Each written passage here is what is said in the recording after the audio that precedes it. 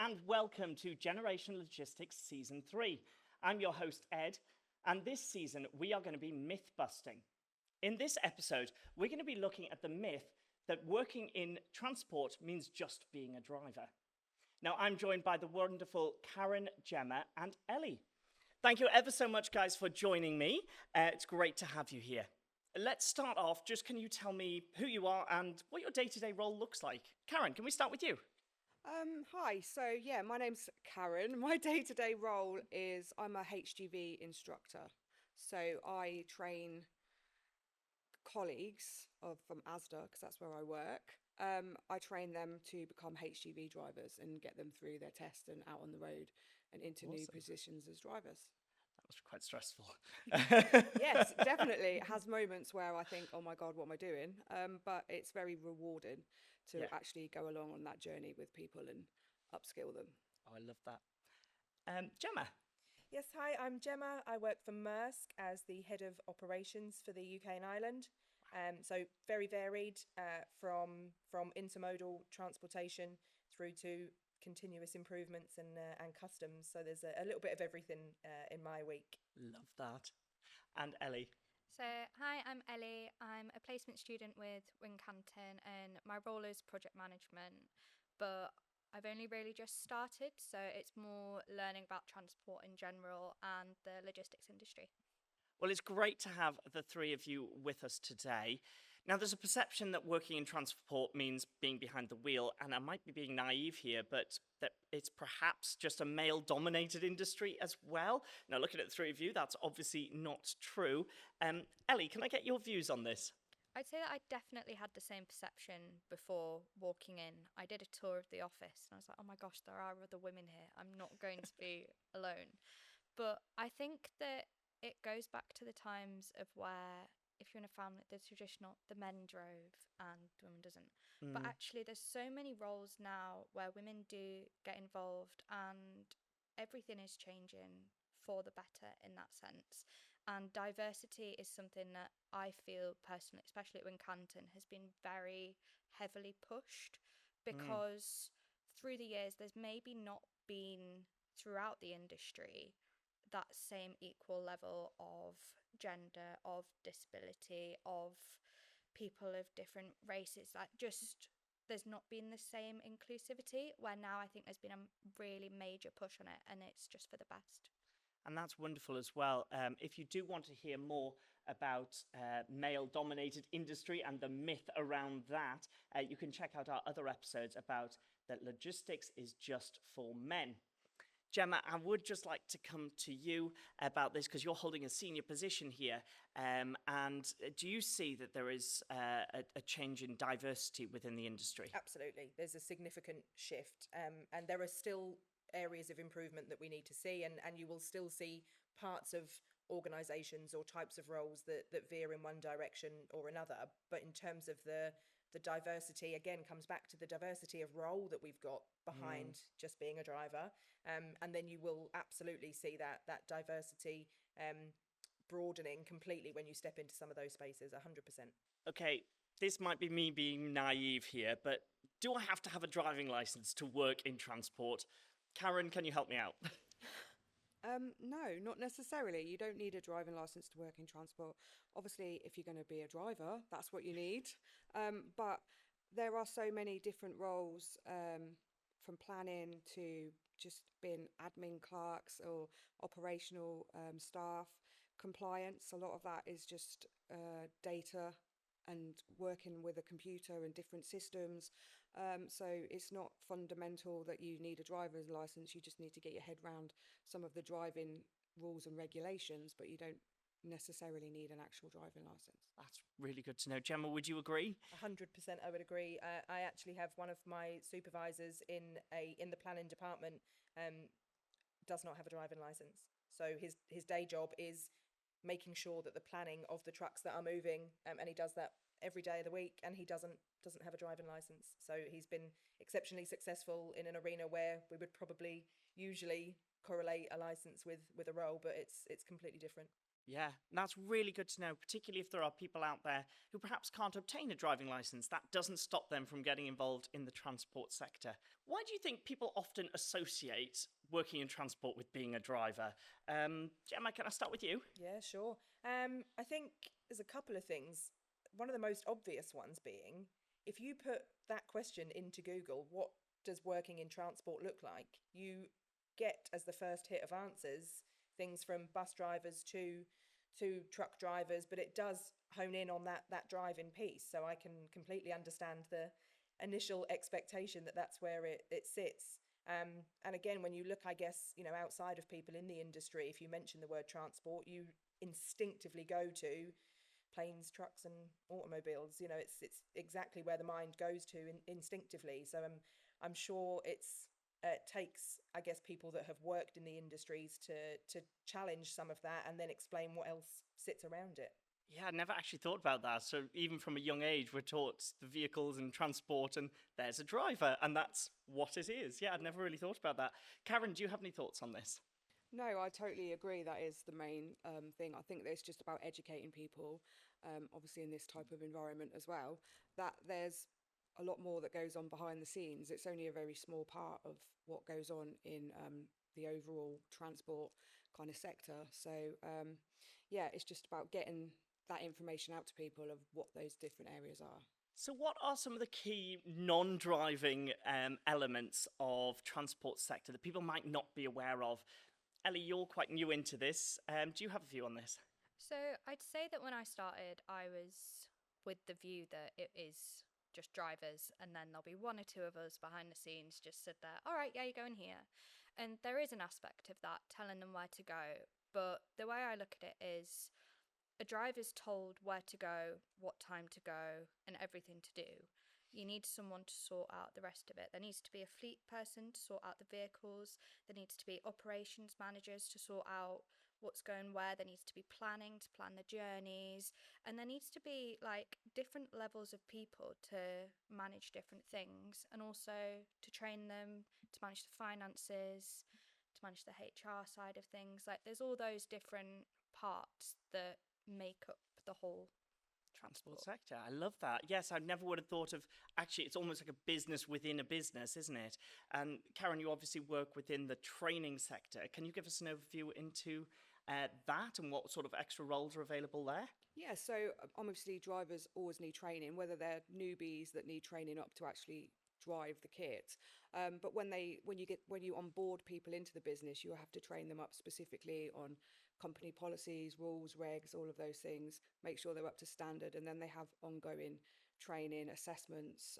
So you need people that are going to be able to train the drivers and give them that ongoing training so they maintain their compliancy and all of that. So that goes on. That's a big Yes. area just in itself, really. And so it's not just one person training everybody, there is actually Yeah. a scale within that as well. Yeah, definitely. There's a whole group of people, transport trainers, and, from my point of view, instructors, we've got examiners, and all of those people come together to make sure that a very large group of drivers remain compliant when it comes to CPCs and things like that. So, compulsory training that you have to do to basically stay legal and compliant as a vocational driver. Wow. So even within each individual silo job, there are different levels there available as well. So transport really is very diverse. So can you give us an example of different levels? We've spoken about this a little bit, but from entry level up to senior level positions. Gemma, can I jump at you for that one? Yeah, absolutely. Yeah, I think there's so much variance of as we've just touched on with the different types of roles in there, and alongside that, then there will be varying degrees of requirements for some of those roles as well. So you can have entry level roles from sort of the planning side of the business, right up to some of those more senior expertise types of roles, especially when we look at the requirements being completely different depending on what you're moving as well. So when you're moving medical supplies versus fruit and veg course. versus mattresses, that's going to vary drastically, and you are going to need some real area of expertise maybe on the medical side of things versus if you're moving garage doors and things like that. So the level of experience, expertise, seniority is going to vary depending on so many factors, not just whether you're behind the wheel planning the move of a truck, if you're in the operational management side, but also if you've actually got a real strength of expertise in a certain field, depending on what that requirement is as well. Yeah, I love that. And It's so varied. total layman here, I never would have thought about the differences between transporting medical equipment to transporting general merchandise goods. That's really, really interesting. Ellie, you're new into this world. From an entry-level perspective, moving up, what does the career sort of path look for you there, and how did you get involved? So I'd say that it is a very varied one. Like, I am at university at the moment and I am doing a 1 year placement, but you get people that join after school. You get people that join as a driver and then work their way up to be like operations managers, transport managers, and then you get people like me that come in at a slightly more management level than the entry level, but then you kind of progress at that same rate. But everyone has a different path. Yes. And there's such a variety of roles that you can go down one route and then decide, actually, I really like transport, but I'd like to be more on the fleet side of things, or I'd like to be more on the projects and the middle management side of things than I would to be on the floor. And it's that kind of variation in every day that you get to see. Yeah, I absolutely love that. And you've highlighted there the different ways of entering this sector, which is absolutely fabulous. And if you at home want to find out more about careers within logistics and transport, you can find out more information at Not Going to Uni and at generationlogistics.org. I'd love to know how roles in transport planning, logistics, coordination, fleet management, how do they all differ from just being behind the wheel? Karen, can you offer some insight into this? Wow, they are very different from being behind the wheel. So primarily when you're a driver, obviously you're out and about and you get to see a lot of the country and you're kind of doing that sort of role. But when you're doing those other types of roles, you're remote working or you're working in an office and you've got different skills that you need to bring to the table, people skills, management skills. Whereas being a driver is a bit more of it's a solitary kind of lifestyle. Yes. And you don't necessarily have to have the same skills. There's a lot more motor skills involved with obviously driving and stuff. So yeah, very, very different roles there. I can only speak for Yes. driving primarily. Yeah, absolutely. But what's really interesting, what you've just said there, is remote working as well. Now, when I think transport, I would think being next to the fleet and being based behind the wheel, as we're discussing here, and myth busting here. But you've mentioned that there are those planning roles that are remote as well. So working in transport doesn't necessarily mean being in a depot. Yeah, I think that's true, but and people might think, okay, well, so going into logistics, I'm going to potentially be away from home. It's not going to suit my lifestyle or whatever commitments I have outside of work. But there is flexibility because of the variance of the work that is available. I definitely agree with that. I mean, our planning office is actually an hour and a half away from our depot. Oh, wow. So the planning is more centralised because they don't need to be in on the day-to-day operations. If they were on site, they'd be being updated by email as well. So it gives people that flexibility to be where works for them and to have the right people on board rather than the people that are just in the area. I love that. And Gemma, you're nodding along a Yeah. lot. Do you have a view on Yeah, this? absolutely. I was thinking there's two roles within my function that sit side by side, the transport planners, and then I also have the vendor manager teams. So they are, as it says on the tin, responsible for managing our vendors. So where we have truck companies working with us, they manage the performance of those vendors, make sure that we've got the right agreements in place and that we're all adhering to the same expectations, policies, etc. And the gentleman that runs that for me he would have 2 days at home perhaps each week, because he can do that with that role, and then he may be out visiting vendors 2 other days and then a day in the office with his team on the cost control side of things, so making sure that we're paying people for their services and getting paid for the stuff that we need to too. So a completely different side of the transport business, but with that flexibility in the role where yes, they are out visiting people, they're office based, and they can be at home for a day or two as well.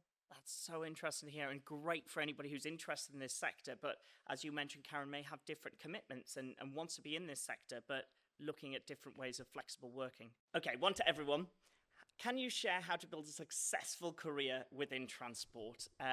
Gemma, let's start with you. Yeah, sure. I think remain very, very curious and inquisitive because it is so vast, right? We've, as three of us, are representing very different parts of the transport industry, and we are only three representatives. There is so much more to it. It can spark off into so many different directions. So if you are coming into the planning side of things, look at what other parts of the business touch that. Where are you influencing things? How does that interact with other elements? And as we talked about earlier, there are bits of the role that perhaps steer off into things like customer service or some of the operation focused things. So if you find something that really sparks your interest, it doesn't have to stay in that space that you're in. Be curious, find out what else is available, and don't be afraid to challenge things. I think it's one of the sectors for me that probably people are a little bit like, oh, it's quite stale and or can be quite static. And that's just not the case when you look at the variety of what's available to us. So see what's out there, have a go, try and find the different parts of it that really spark an interest in you. And that could be a million miles from what you originally thought when you came in. I love that, being diverse and keep going. Karen, you're nodding along. What are your views on this? I totally agree. That's kind of what happened for me. So I was a driver, and then I was really interested in getting into training. So I exposed myself to those situations and kind of nudged the right people and put my face forward, showed that interest, and then my job is now totally changed from what it was previously. Did you even think that was a thing when you first No, started? Yeah, it's no, so different, right? It's looking back, this blows my mind a little bit, but but I'm really happy with how that's happened, and that has taken me kind of knocking on some doors and pushing a little bit. But yeah, so it is capable to kind of make those transitions if you really want to. Yeah. And can I ask how you went about knocking on those doors? What advice would you give to a young person who's thinking about that? I just exposed myself to kind of the people that are already in that training environment, being proactive, approaching the management and kind of expressing my interest, being flexible to kind of work my way up and do smaller things, and I just kept pushing because I felt like this was somewhere that I wanted to go and what I wanted to do, and yeah, it paid off. So yeah, don't give up. Congratulations. Thank you. I love that, and I love that view as well. Keep pushing, keep talking to people within the sector, because the more I carry out these interviews, the more I find more and more people want to help, which is absolutely fabulous. And Ellie, you're at the other end of this spectrum. What are your views on building a successful career in transport? So I'd say if I was to pick 3 words to describe it, I'd say innovate, improve, and involve. Get involved in the innovation. That's what people remember. People don't remember the day-to-day operations. They remember who created the iPhone, not, oh, everyone has an iPhone. They remember the time that you got involved. Someone's really struggling. Just go over and help them. Yeah, you might not know what they're doing, but if you could go, oh yeah, I can do this part that I know how to do, they might then show you that other part. Then that's another bit of learning that you've gained. And that person remembers, yeah, they were happy to help me. I'll help them. I'll improve their career. And I'd say as well, make sure that you're improving yourself. If you see, oh, I don't know much about that particular area, go out and do some research. There's so many resources out there now. With a few clicks of a button, you can find out key information, and that could be the thing that just gets your career going. I absolutely love that. That's really insightful. And mentioning resources out there, if you do want more information on logistics and transport, make sure to visit generationlogistics.org. Bit of an open one here, very topical to people who are watching. Are there any qualifications or certificates that are important to getting involved in these roles? Karen, you're involved in training. Let's start here. Well, in regards to training, when it comes to HGV training, you need to have that skill under your belt for a start. So ideally you need to be a driver so you can then progress and help with that training side of things. In regards to working your way up into operations, I've known drivers that have shown interest and have worked their way up to operations managers, and that they've not come from a university background or anything like that. It's been a kind of hands-on learn as you go skill, and people just excel in certain areas if you show that kind of willing and that that kind of want for it. Then people tend to look at you in the right way and bring you on board. And I've known people go up to really senior positions that have started off in drivers roles. So you don't necessarily need a certain certificate Yeah. or a university degree or anything like that. There are other ways into it. There are lots of routes into it. And Yeah. just to clarify, HGV, the heavy good vehicles, That's so it, they'd yeah. need licenses for that if they wanted to go on and drive those large, Yeah. heavy good vehicles. Yeah, definitely. Yeah, you do Brilliant. need that. Fantastic. Gemma, from your perspective, are there any qualifications or certificates that you think would be advantageous? I couldn't agree more with Karen on I think it's the attitude and the determination for me personally in the roles that I work with that I see that adds such a tremendous amount of value. There are, of course, qualifications in some of the specifics around the driving requirements particularly, or in some of the quite niche roles where we look at things like cost control, for instance. Some financial experience would be advantageous, absolutely. But there are a plethora of roles, and as I sit and go through them in my mind, are there any of the roles that I work with that I would only fill with certain qualifications? No. I think there are plenty of jobs available without those without certain qualifications for some. So, how important is the collaboration between non-driving personnel and driving personnel? Ellie, can I start with you? I'd say that from what I've seen, driving can be a very lonely job. And as we're in a world where mental health is something that we're happy to talk about, and it's something that people are more and more comfortable being about, the average driver is a 55-year-old man. They're not someone who is as happy to talk about mental health, but having that contact between your driver and your non-driver personnel just gives them that opportunity to release of, if it's HR, oh, I've got this thing wrong with me, or it's, oh, let's have a joke, let's do this, as well as all of the, okay, right, this is what's going on, this is what's on the roads today, and it just gives them a little bit of contact. Yeah, I absolutely love that, and that's a very important point you've hit on there, to look at that mental health of all of our colleagues within logistics and transport. And Karen, you've mentioned it before, that can be quite a siloed role, driving, so that's really important. From your perspective, Karen, how important is that communication between non-drivers and drivers? Yeah, really important. I'd like to talk about the driving element. It wouldn't happen without the non-driving element. Yeah. They're fundamental to each other. So you've got all the people working in the background, planners, we've already said, transport managers, operation managers. You've also got a big compliance network as well within transport. So, and they're, without compliance, without all of those things happening in the background, the planners, then the driving element doesn't exist. So Yes. they are fundamental to each other, and they have to work in harmony with each other. Otherwise, it does have a big knock-on effect for businesses. I can imagine, yeah.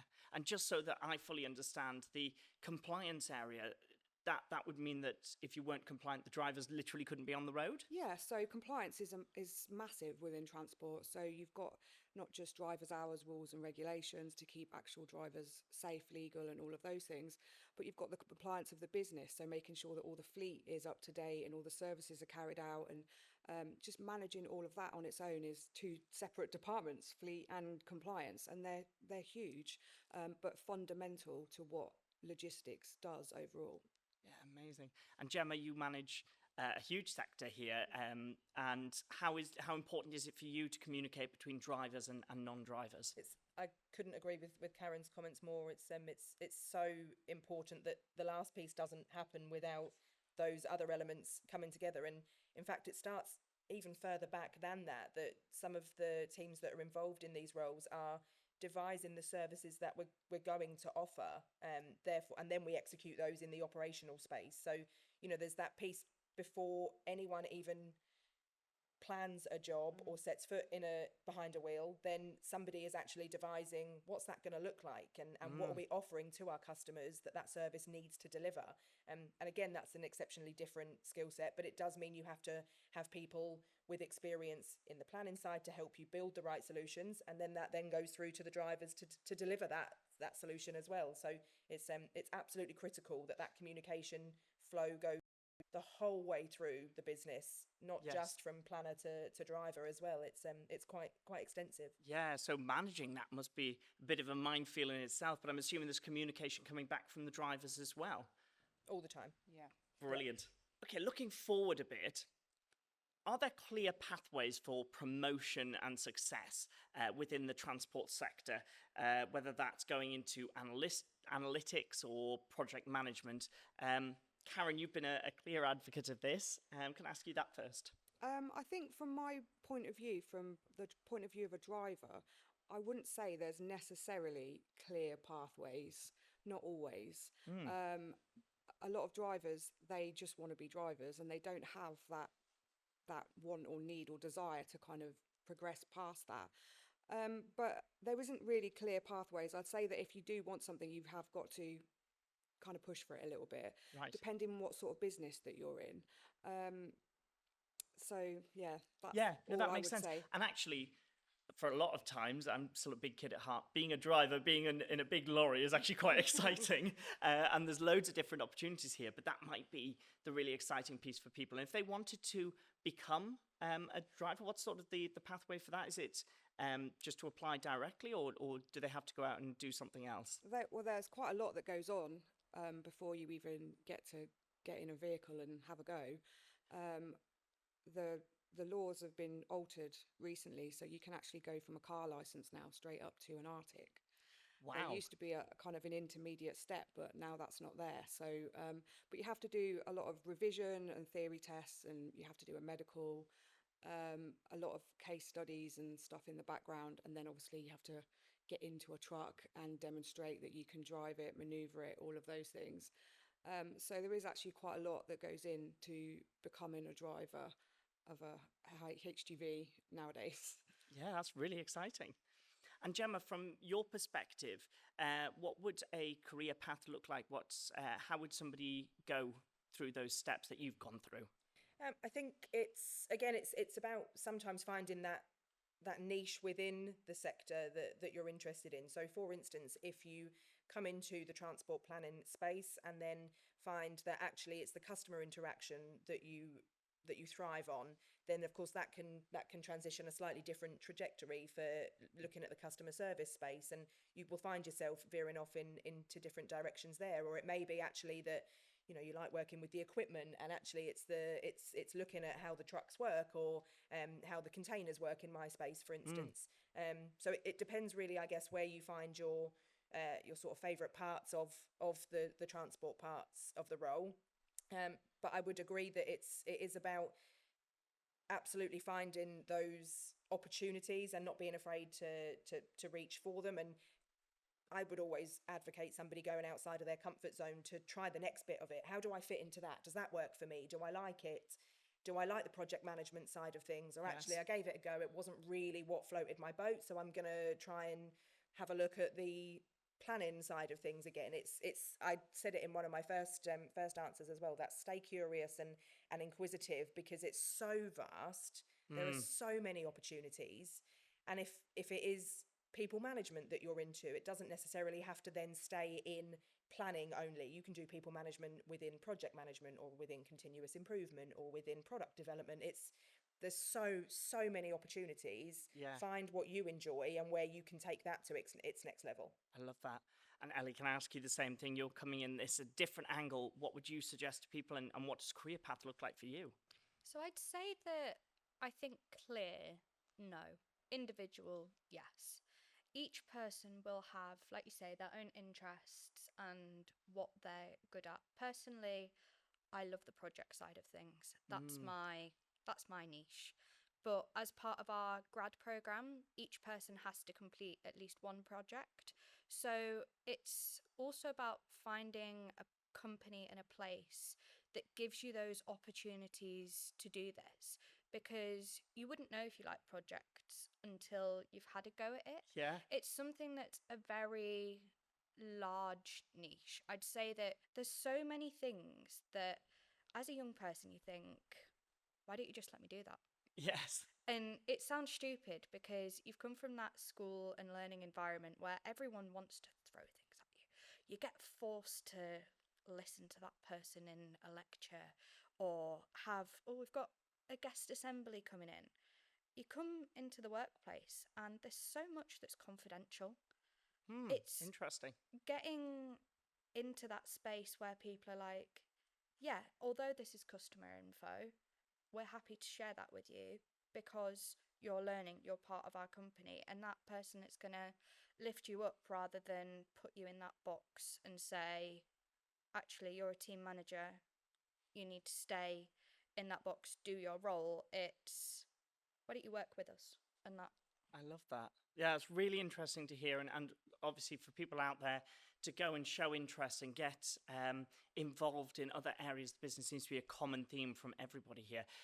I would like to stick with you for a moment, Ellie, and just ask about your grad scheme and your placement scheme. Can you just explain a little bit about how you got into that?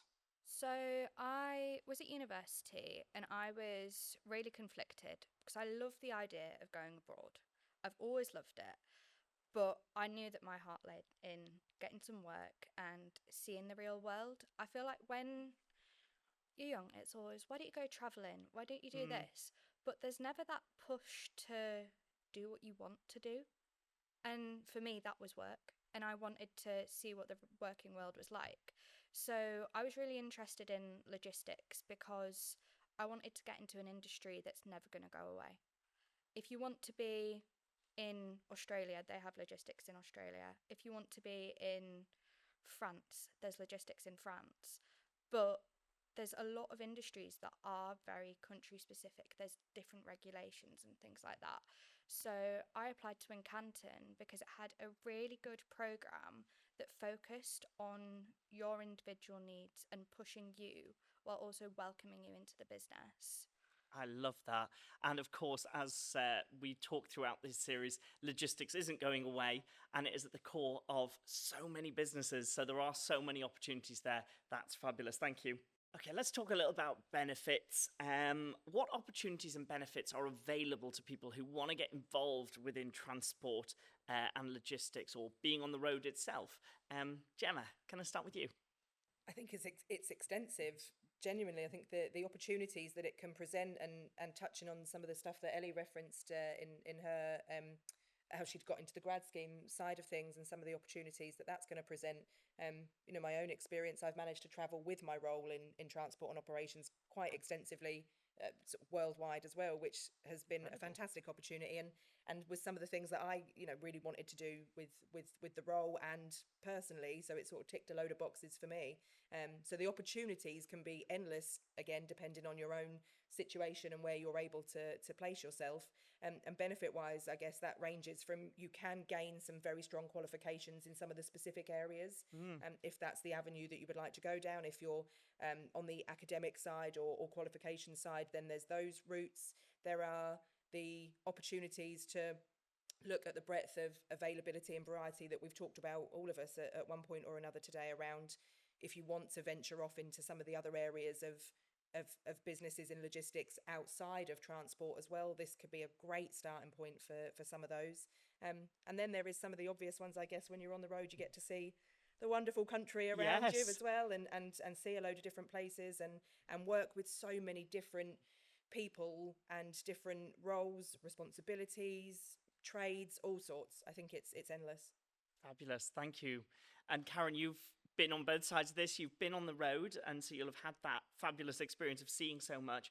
And also you've worked on a behind the wheel role as well. What benefits would you say to people who are listening? I'd say some of the benefits are, it as a driver and as just working in transport, especially if you're kind of on the ground level and you're in with operations, is the amount of variance to your day to day. So no 2 days are the same. Even when you're a driver, there's always things that you have to kind of figure out, and you do become a little bit of a problem solver. So if you're someone who likes like a fast-paced environment where you have to kind of problem solve, think on your feet, that's, people thrive in that environment. So I think that could also be a benefit if that's kind of your personality type. Yeah, that's very true. And nobody really wants to go and be bored out their mind at work. We spend so much time there. So that problem solving, that being active is a really great benefit. Fabulous. And of course, if you want to hear more about careers within transport and logistics, you can find out more information at generationlogistics.org. Okay, so if somebody wanted to move into transport or the logistics sector, but they have limited knowledge about this area, what would you tell them to go and do? What avenues could they explore? What would be your advice? Ellie, let's start down with you. So I'd say understand that everyone was in the same boat when they started. It is one of those industries that's very customer focused. So do look at the side of being a driver, understand what their role is, even if it's not what you want to do. But then look on Indeed, as stupid as it sounds. There's so many job roles out there that you just don't know the name of because each company has a different way of phrasing it, or they have a different way of structuring and different things like that. That whether you've gone to uni or you've finished school, you've done an apprenticeship, whatever there is, there's going to be a role out there. You just need to look at the descriptions and think, what are the things that I enjoy doing? Do I enjoy analysing data, or is staring at a computer screen the worst thing that you can imagine in your life? Because something like that, as silly as it sounds, it actually makes the decision for you. And the more that you go down these things and think, yes, no, yes, no, yes, no, you can actually easily make a decision of, wow, I've just found my dream job. Yeah, I love that. And Gemma, same question to you. This may sound like the most logical answer or the most obvious. I'm not sure which, but have a little look around you as well. So when that Amazon parcel rocks up, you know, that's often the end of the line when it comes to the transport piece. But then start working its way back. So that's made its way to a warehouse in the UK somewhere. I wonder what that took. What's involved in that side of it? Look, when you're up and down the M6, the A14, the A12, some of the names that you see around you, whether that is on the trucks that are going past, the containers, the delivery loads, the warehouses, look in some of those spaces because it is everywhere. It makes the world go round. So have a look and see around some of the things that are rocking up on your doorstep or some of the places that you're going. Sometimes that will ignite something to say, actually, I wonder how that happened, and therefore what names can I look for that are in that space to go and ask some questions and find out what's involved in it. Yeah, I love because that. it literally is everywhere. Yeah, that's really a really clever way of doing it. I never would have thought of check out the lorries on the motorway as you go. That's really brilliant. Karen, what would your advice be? I would say, and I know that Ellie touched on this earlier on, but we literally live in the age of information. So just go on YouTube. People vlog all the time. You can do a Yes. day in the life of a driver, a day in the life of, you know, whatever it may be. There's someone out there that's probably made that video. So you can get a kind of a glimpse into the world of what they do on their day to day that might spark an interest. It might, you know, lead you somewhere. So I just think that we've got all that information available. If you just go looking, you can find a lot out. So, can I ask, why did each of you choose your roles and how did you get into it looking at that? Karen, let's start with you. Okay, so my role, I don't know. I wanted to be a driver. I love trucks from when I was younger. I've driven for pretty much my entire adult life. Bus driving, coach driving, like all of it. And then after 20 odd years of doing that, I kind of thought I want to do a little bit more. I wanted to push myself out of my comfort zone, and I wanted to be a part of the process of upskilling people to do it. So yeah, that's what I did. Like I said, I knocked on doors and I had conversations and volunteered myself for certain things. And then when I actually got into it, I realised I was pretty good at it. So Yeah. that's always a bonus. So yeah, and then that's where I've ended up now, and that's what I do full time. And I really enjoy my work and my job. It's very satisfying. That's great to hear, and thank you for sharing. Gemma, can I ask you the same thing? So I started in a customer service role initially, answering phones and problem solving, answering queries, and started then linking in with the other parts of the business, which is why I'm such a fan of the whole be curious, ask the questions, find the contacts, make that work for you, because that's exactly how it's been for me, starting off in the role where it was customer facing and then have transitioned through into some of the more transport-based areas of our organisation, through planning, through the fleet management, those sides of the opportunities and developments. And then the people leadership for me is the sort of sideline that came alongside with that as well. So I found a real passion for that and have managed to combine the two now. So the operational side of keeping the problem solving that I started with, seeing it in action and seeing that through to the end with the people leadership piece has been my sort of path, yes. Awesome. Thank you ever so much. And Ali, finally to you. So I just looked at what was available in the industry. I decided that I wanted to be in industry, and that was kind of the first step. And then it was, what roles are there? And I looked at, oh, I already have an interest in that. Why don't I take the role as a placement student, still learning, still getting to grips with the industry in logistics? So then I've kind of combined something that I already had a passion for and added that to the logistics industry. Is brilliant. Thank you ever so much. And thank you, all three of you, for joining us today. It has been so insightful. And thank you for watching. As we have done today, we have busted that myth that working in transport just means being a driver. If you want to check out any of our other episodes, you can do at generationlogistics.org. I'm Ed. Thanks ever so much for watching.